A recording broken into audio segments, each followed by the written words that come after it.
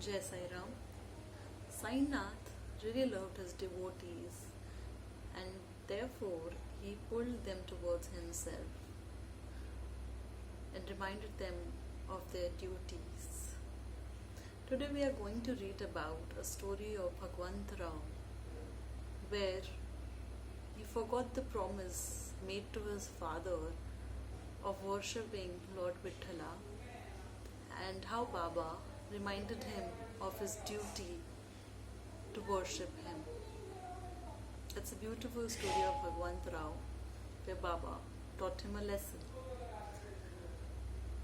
There's another story in chapter number 6 today, Dasganu's Prayag Bath, where Baba tells Dasganu that he need not go anywhere for the search of God or for the Prayag path, for the purification, as everything dwelt in Shirdi itself.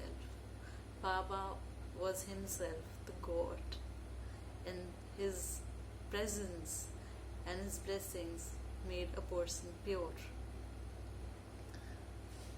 Further, there's another topic for today, like how Sai Baba's advent in Shirdi for the first time,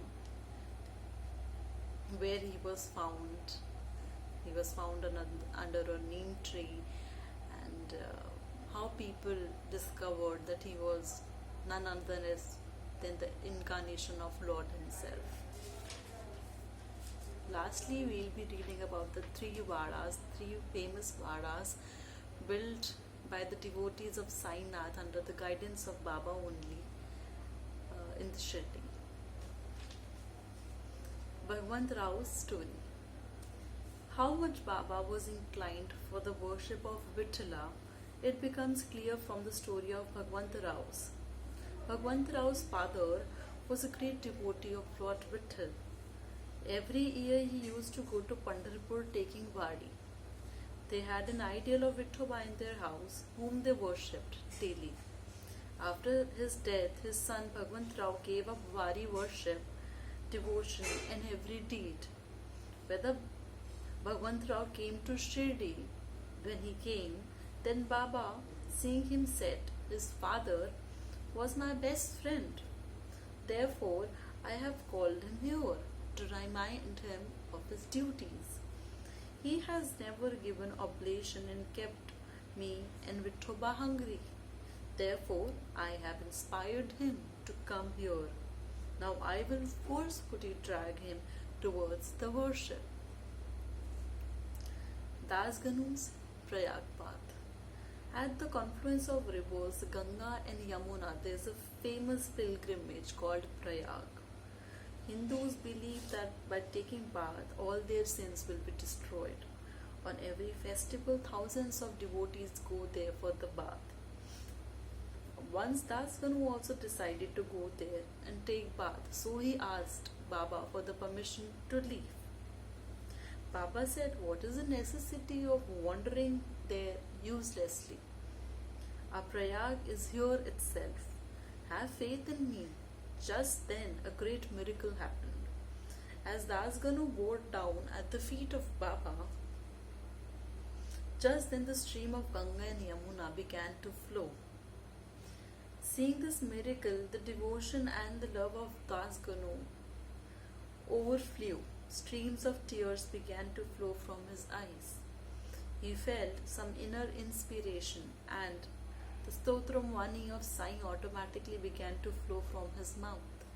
So this was the beautiful story of Dasganu. Baba always says, you need not wander here and there. Everything dwells in me.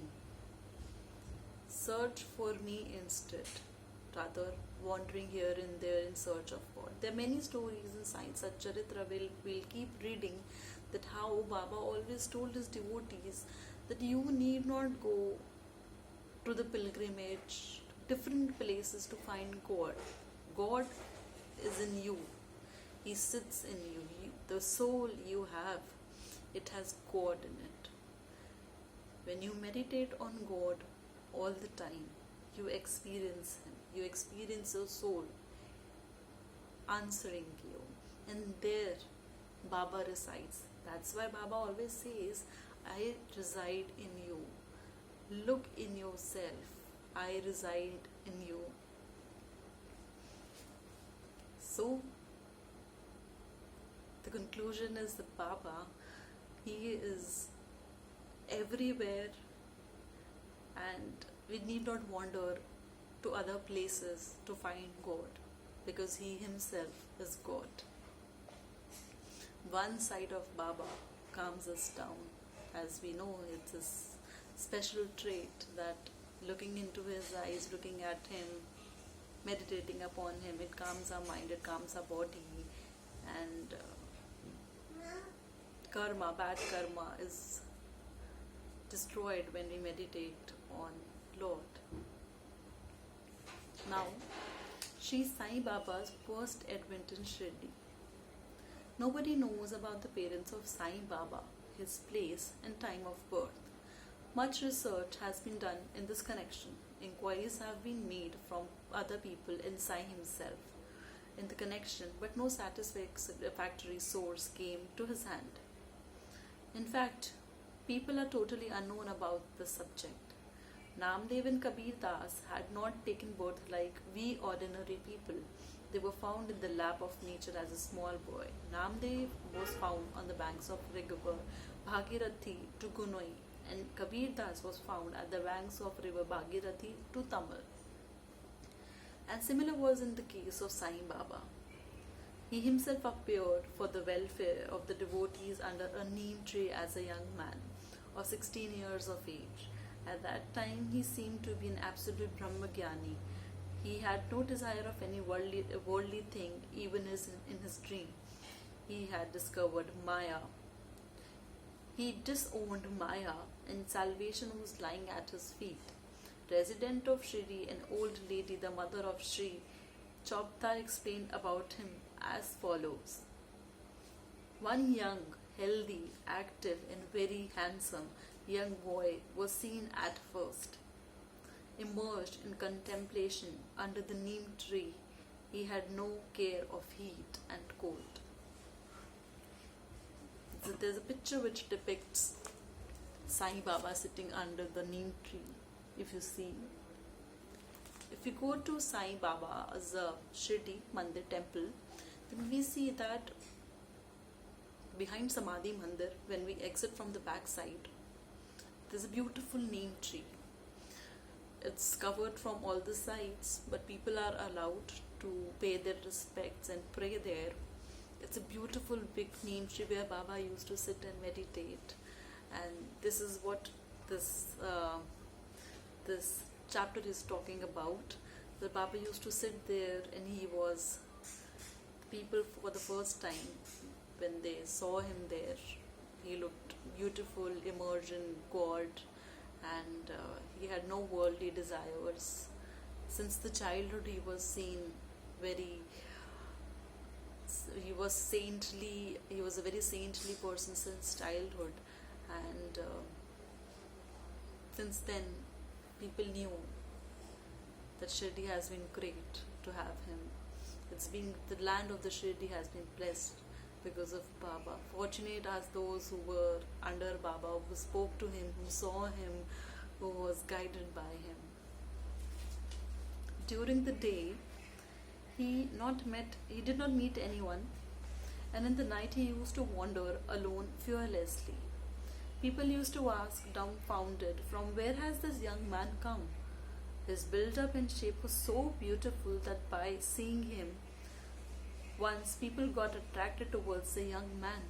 He always used to sit under the neem tree and never went at the doors of any house. Although he seemed to be a young man, but his behavior was like saints. He was an evidence of idol of asceticism. When we go to Shirdi, we see there's a museum of where Baba's all the things are kept. You see the clothes of Baba there, his shoes, his all the belongings. When you see the clothes, if you closely observe the clothes of Baba and his things, you realize that his build must have been very beautiful to wear such cloth, such structure of cloth. What I mean is, the cloth, when you see the way it is stitched, if you observe it very closely, you realize the physique, the build of Baba, and it's mesmerizing, I must say. So if you go to Shirdi ever, whenever you go to Shirdi, go to the museum, observe his clothes, his belongings, so that you can imagine and you can feel his presence, that yes, Baba, he looked like this and he is like this. Once a strange event happened. A devotee was overpowered by Lord Khandoba. People questioned him for resolving their doubt that, "Oh God, kindly tell us, he is the son of which fortunate father, and from where has he come?" God Khandoba called for a hoe and ordered to dig a particular place. When that place was properly dug out, under a stone, bricks were found. By removing the stone, a gate was seen where 4 lamps were burning. The way of the gate went into a cave where a building of shape of Gaumukha, shape of the mouth of cow, wooden planks and garlands were found. God Khandoba began to say that this young man made penance at this place for 12 years. Then people began to ask questions from the young man, but he averted by saying that this was the sacred place of his guru. Therefore, it is my place of worship. Then people closed that door as before. As far as the trees of Ashwath and Adumbar are considered sacred, similarly Baba considered the neem tree as a very sacred tree and loved it. Malsapati and other devotees of Shirdi always vowed at this place as the place of final contemplation of the Guru of Sai Baba. 3 Vadas. Sri Hari Vinayak Sathe purchased the land around the neem tree and erected a great building over there. It was named as Sathe Vada. This was the only place of rest to all the pilgrims, travelers coming from outside. It was very crowded. A restroom was created around the neem tree. Under the staircase downwards the south, there is a small temple where devotees sit on the rostrum facing the north. There is a belief that the devotees who on the evening of Thursday and Friday offer incense sticks, etc., they will always remain happy by the grace of God. This vada was very old and it was in a very dilapidated condition, and its renovation was very essential, which was completed by the institution, that is the Shirdi Sansthan. After some time, another Vada was built, who was called Dikshit Vada. So now the second Vada comes, which is known as the Dikshit Vada. When Kaka Sahib Dikshit, he was a law consultant, was in England. Then there he got his foot injured in an accident. He tried many treatments, but his foot could not be alright. Nana Sahib Chandorkar advised him to go to the shelter of Baba. Therefore, in 1909, he had the sight of Baba. He requested Baba to heal up the lameness of his mind instead of his foot. He got so much happiness by the sight of Baba that he accepted to stay permanently in Shirdi. For this reason, he built a Vada for the devotees. The foundation stone of this Vada was laid on 19th December 1910. On the same day, 2 other special events also took place. Firstly, Shri Dada Saheb Kapadde got the permission to return to his house, and secondly, night aarti started in Chavre. After some time, the Vada was completed, and on the auspicious day of Ram Navami in 1911, it was duly opened for all. After it, another Vada say, a royal palace was erected by famous Shri Bhuti of Nagpur. Huge amount was spent in the building of this Vada.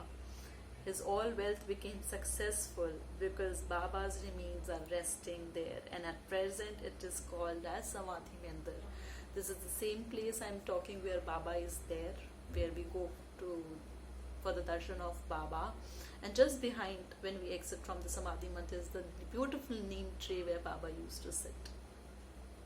There was a garden at that place of the temple where Baba himself used to irrigate the plants and look after them. Where there was not even a small room there. Now there were 3 huge vadas. Out of them, in the past, Sathewada was the most useful place. Sathewada is the place where pilgrims used to come and rest. So, we're done with chapter number 6 today, with the grace of Sai Baba. With his blessings, we are able to read, we are able to speak, we are able to hear him. It's a beautiful feeling. It's like all the time you want to meditate on him so that your mind remains steady and you receive bliss all the time. Tomorrow we'll be going through another beautiful chapter of Baba, and we'll see how he blesses his devotees. Till then, keep praying, keep asking the Lord to come and help all the people in need. And that's the only way to make things fine. His blessings are the only way to make things fine. Keep working hard, because yes, karma is very, very much important. Keep doing good things in life, good deeds in life, and side by side keep meditating on him. Hard work, good deeds, and meditation, these are the ways to get salvation, to have a very beautiful and happy life here. These are the only ways. If we think we sit and we always chant and we do nothing, no good deeds, nothing is going to happen. Both the things work side by side. Work, hard work, good deeds, and his blessings. All the things combined together make a very beautiful treasure which helps us in life. So work hard, pray hard, and ask Baba to bless all. Jai Sai Ram.